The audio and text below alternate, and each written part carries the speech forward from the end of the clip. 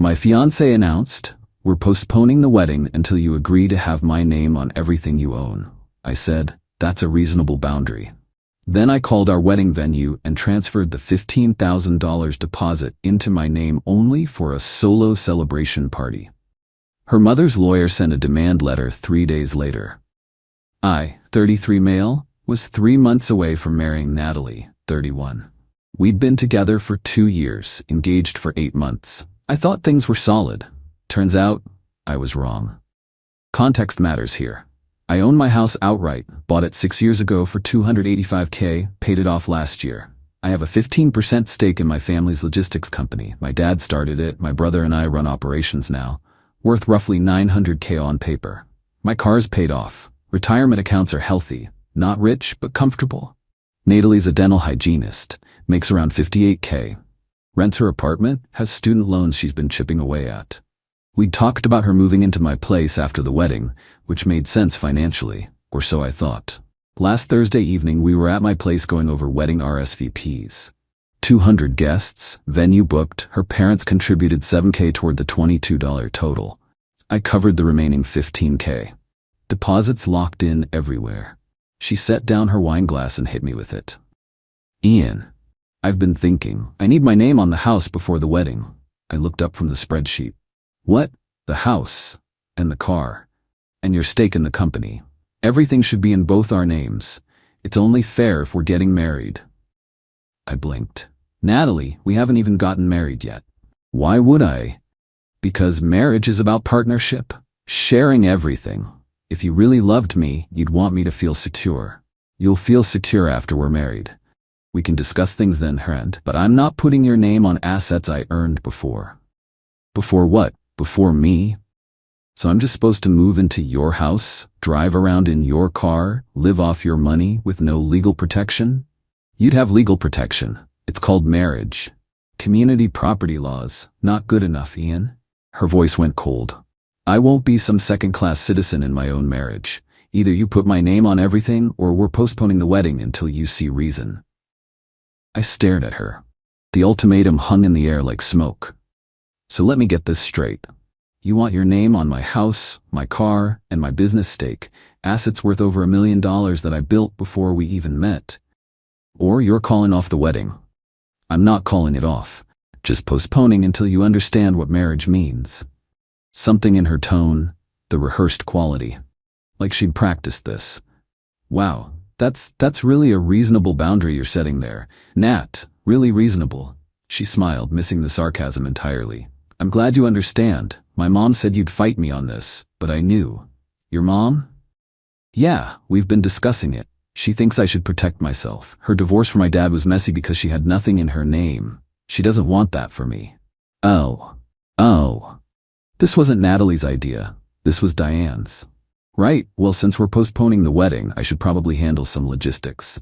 "Thank you, baby. I knew you'd see reason once you thought about it."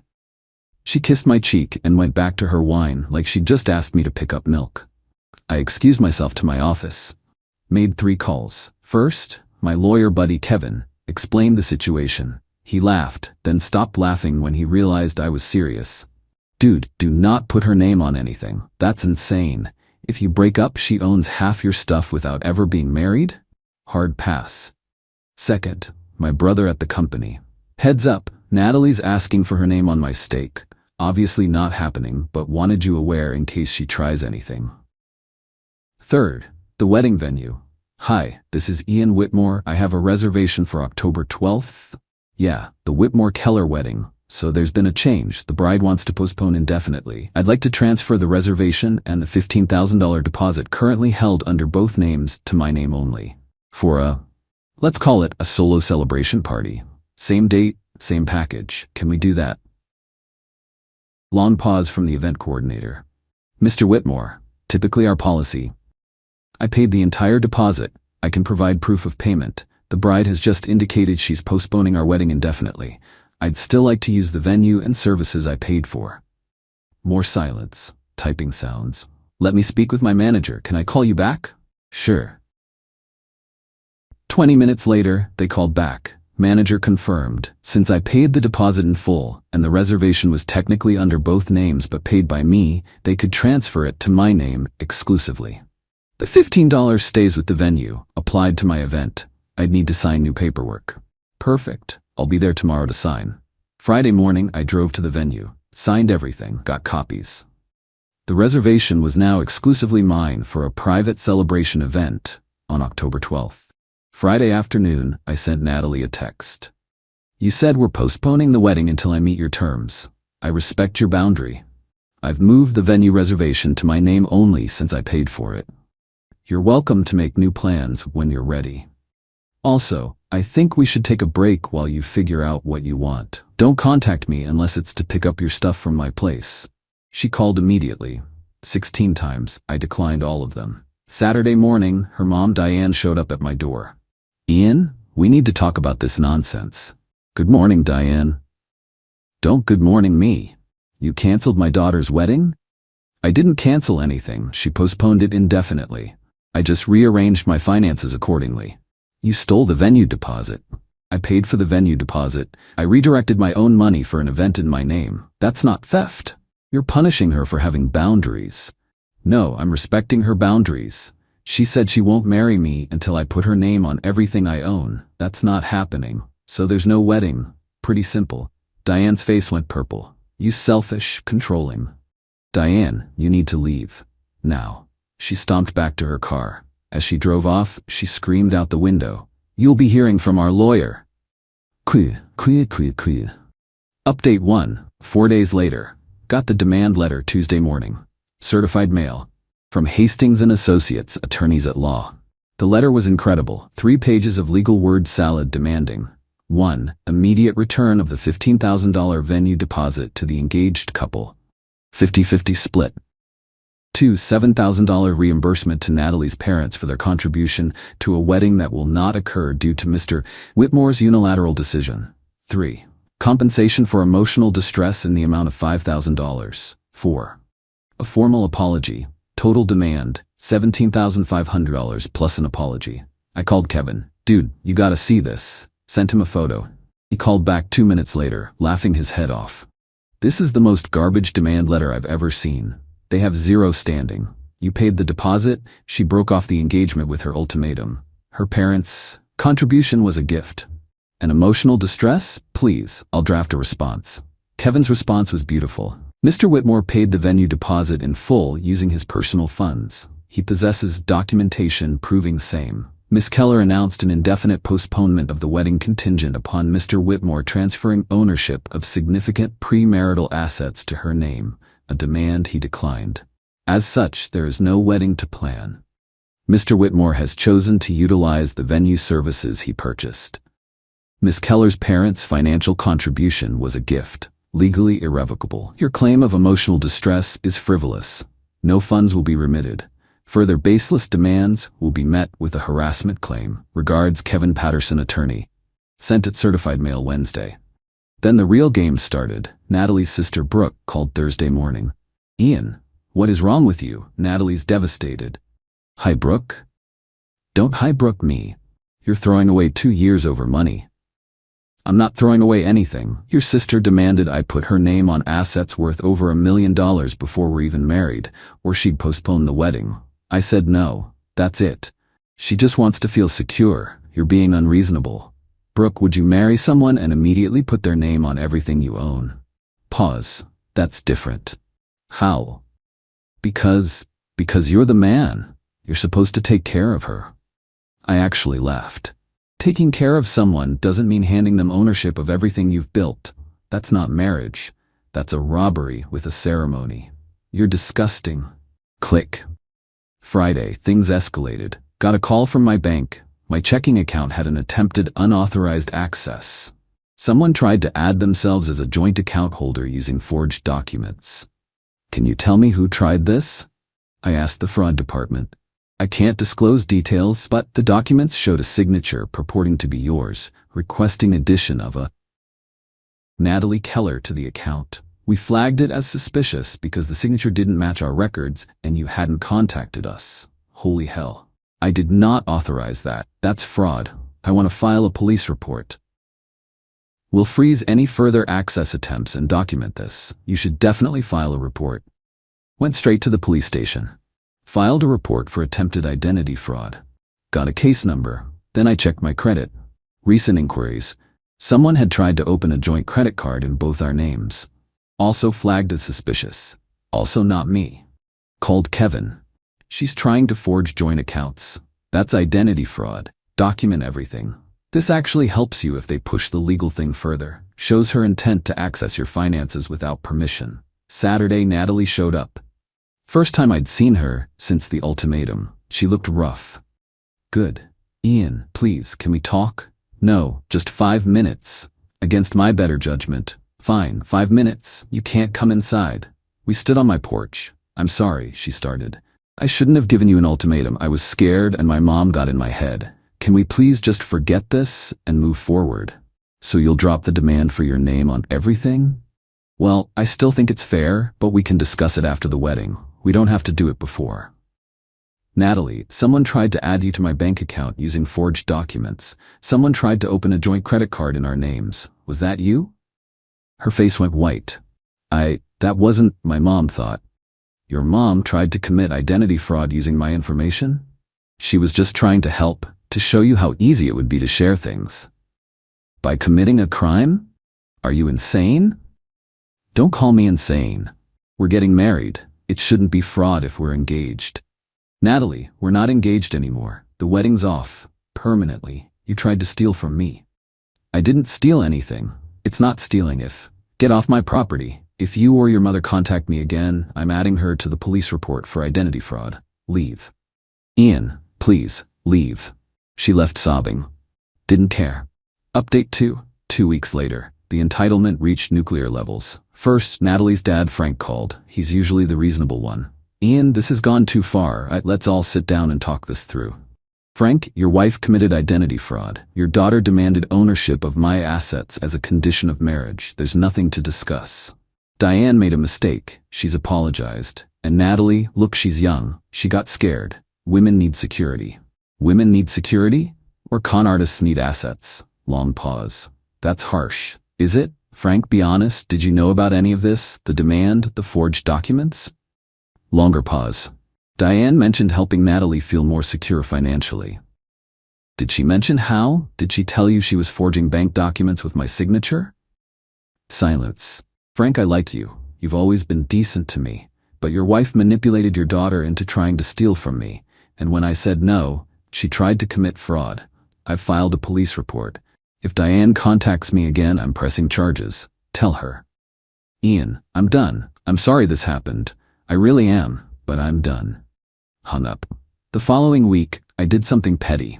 Beautifully, satisfyingly petty. I kept the venue reservation for October 12th, invited my friends and family, 50 people. Sent invitations. You're invited to celebrate Ian Whitmore's Independence Day, October 12th, 7 p.m. Dinner, drinks and dancing to commemorate freedom from manipulation. Dress code, whatever makes you feel powerful. My brother thought it was hilarious. My parents were concerned but supportive.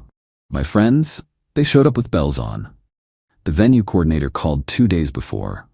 Mr. Whitmore, we've been contacted by a Diane Keller claiming you're using venue services meant for her daughter's wedding. The services I paid for and transferred to my name legally? Yes. She's quite upset, threatened to protest outside the venue during your event. If she shows up and causes a disturbance, call the police. I have a restraining order pending against her for the identity fraud case. Understood. Just wanted to give you a heads up. October 12th arrived. The party was perfect.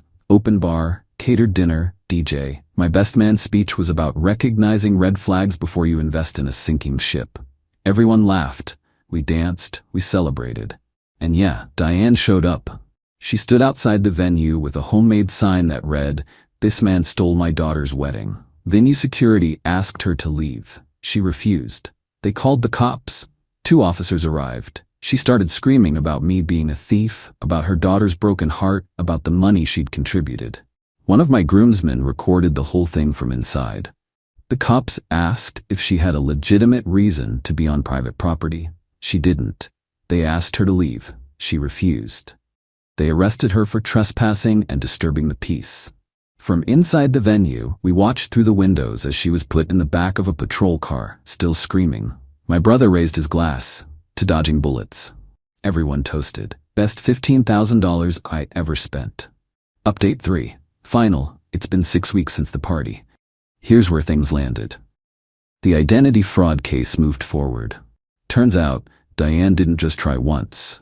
Police investigation found she'd attempted to forge documents 3 separate times. The bank account, the credit card, and a third attempt to add Natalie's name to my house title through a fraudulent quitclaim deed that she submitted to the county recorder's office. The county caught it because the signature was noticeably wrong, and they called me to verify. I had no idea until the detective informed me during their investigation. Diane was charged with 3 counts of identity fraud and 1 count of attempted theft by deception. Her lawyer tried to argue she was acting in her daughter's best interests and didn't understand the legal ramifications. Judge wasn't buying it. She pleaded guilty to avoid trial. Got 18 months probation, 200 hours community service, ordered to pay restitution for my legal fees, $3,800, and mandatory counseling. If she violates probation, she does jail time. Frank filed for divorce. Apparently, this wasn't the first time Diane pulled something like this. She'd forged his signature on loan documents years ago without telling him. He'd buried it to keep the family together. But this was his breaking point. He apologized to me privately, said he should have stepped in sooner. Natalie? Complete radio silence after the party. Then, about 3 weeks ago, I got a LinkedIn message from someone I didn't know. Woman named Jennifer, around my age. The message: "You don't know me, but I dated Natalie's ex-boyfriend before you. She told you she'd been single for 6 months before you met, right? She wasn't. She was engaged to Kyle. Same thing happened. She demanded he put her name on his condo and his investment accounts before the wedding. When he refused, she called it off and tried to claim she'd contributed to his assets during their relationship. He had to threaten legal action to get her to back off. I'm sorry this happened to you. Just wanted you to know it's a pattern." I thanked her for the information, forwarded it to Kevin. "Good to know," Kevin said. "If she ever tries anything else, this establishes a pattern of behavior. Save it." As for the $7,000 Natalie's parents contributed, Frank asked for it back through his divorce attorney. Said Diane had used their joint savings without his knowledge, specifically for the wedding contribution, as part of her scheme to entangle Natalie in my finances. Since there was no wedding, he wanted reimbursement. I sent him $7. Not because I legally had to. Gifts are gifts, but because Frank got screwed by Diane as much as I almost did. Seemed fair. My Independence Day party became legendary among my friend group. People still bring it up. My brother uses the phrase, "Whitmore Independence Day," whenever someone escapes a bad relationship. The venue coordinator sent me a thank you note. Apparently, my event was drama-free once Diane got arrested, and everyone tipped really well. They said I was welcome back anytime. Sold my house last month, not because of Natalie. I'd been considering downsizing anyway. Bought a smaller place closer to work. Fresh start. Dating? Not yet. Trust issues are real. My therapist says I'm handling things well but need time to process the betrayal. She's right. The weirdest part? I don't regret any of it. Not the party, not the police report, not the financial boundaries I held. Could I have handled things differently? Maybe. Could I have just given in to keep the peace? Sure. But here's what I learned. When someone shows you they value your assets more than your partnership, believe them. When someone's willing to commit fraud to access your finances, you don't compromise with them. You protect yourself and run. The entitlement was staggering. Natalie genuinely believed that being engaged entitled her to ownership of everything I'd built before we even met. Diane genuinely believed that forging legal documents was acceptable if it benefited her daughter. The delusion was almost impressive. But reality doesn't care about entitlement. Courts don't care about, but we were in love. Banks don't care about, but we were getting married. The law is the law, and fraud is fraud, regardless of motivation. I lost $15 in venue deposits. Technically, I got the party, so did I really lose it? Spent $3,800 on legal fees, got reimbursed, and lost 2 years with someone who turned out to be running a long con. But I kept my house, kept my business stake, kept my financial security, kept my dignity. Natalie kept nothing except a reputation as someone who demands her fiancé's assets before marriage. Diane kept a criminal record and a divorce. Frank kept his self-respect by finally standing up to his wife. The revenge wasn't elaborate, it was just boundaries. Hard, immovable boundaries enforced by law and common sense. Sometimes the best revenge is just refusing to be a victim. And throwing a really good party with the money they thought they were entitled to? That's just a bonus.